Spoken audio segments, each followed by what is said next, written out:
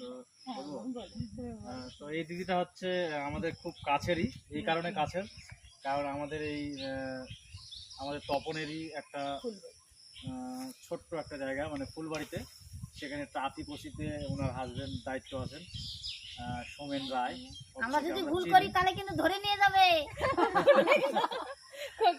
আর আমাদের এখানে এসছে, খুব ভালো ব্যবহার, খুব মিষ্টি ব্যবহার, আর আমাদের অনেক কিছু উপকার করলো।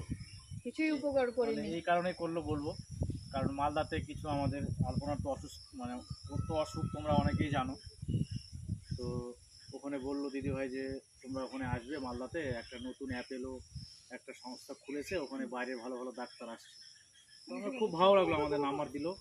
আর ওই অ্যাপেলোর মালিকের সঙ্গে নাকি ওনার হাজব্যান্ডের একটা ভালো রিলেশন আছে, সেই সূত্রে আমরা যদি যোগাযোগ করি তাহলে আমাদের খুব ভালো হবে। আমরা মানুষের কাছাকাছি না যদি নাই থাকতে পারি তাহলে আবার কিসের মানুষ।